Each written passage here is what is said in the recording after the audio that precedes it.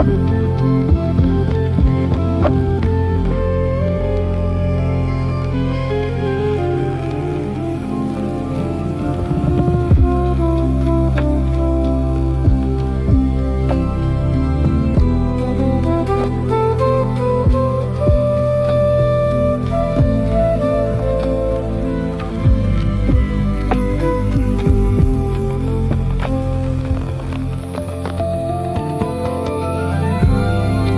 1957, Roland Barthes described photographs as that has been a direct analog of reality with no room for interpretation.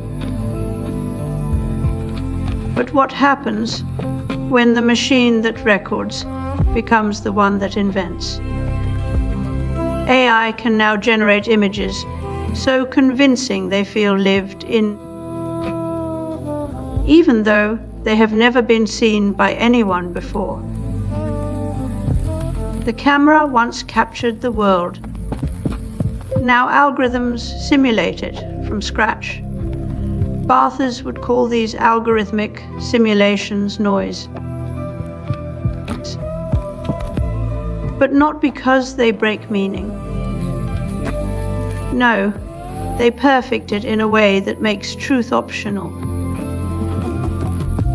We're no longer looking at reality through a lens. Now we're seeing one version of reality being generated by another.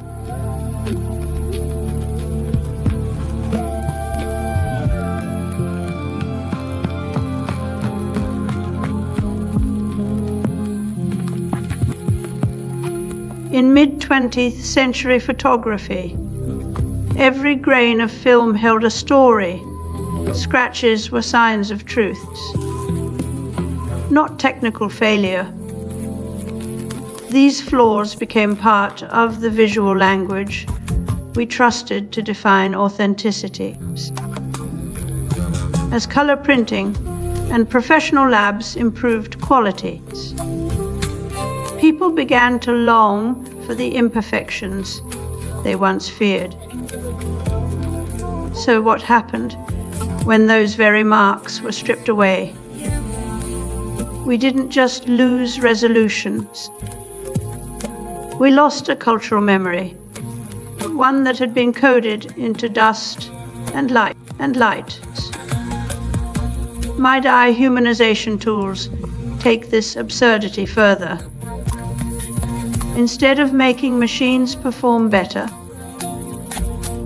they make them pretend to be fallible. Like a robot pretending to trip over its own feet for the audience's benefit. These systems don't correct errors, they generate them on command. The goal isn't authenticity, but simulation of authenticity.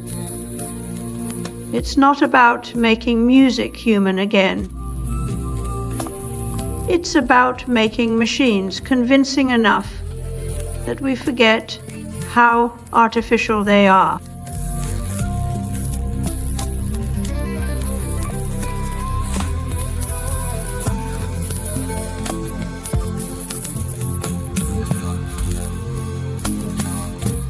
The earliest computers were not merely machines, but visionary attempts to mechanize thought, room-sized behemoths like NIOC. Instagram filters don't just enhance photos. They sell authenticity as a curated package deal. The grain you see isn't from film or camera sensors. It's an algorithmic afterthought designed to simulate the analog past. In this way, every post becomes its own kind of forgery. A selfie with film stock and moody lighting that claims to be real because we've been taught to trust imperfection. Just this week, an AI-generated short film titled Dreams of Violets was reported to have cost just $2,000 and taken 2 months in total. This isn't just a technical miracle. It's a market signal that we're no longer trying to mimic human artistry. We're manufacturing trust through simulation. The film has grainy clothes, ups, hand-drawn textures, even subtle jump cuts, meant to look like they were shot on location with analog cameras by indie filmmakers in their basements. The line between human and machine is no longer blurred. It's irrelevant. AI handwriting simulators are now used to forge legal documents, create historical letters, or generate fake diaries for museum exhibits. These fakes don't need to be perfect. In fact, the tiny irregularities in spacing and ink pressure are what make them convincing. The market doesn't reward originals anymore. It rewards the ability to fool.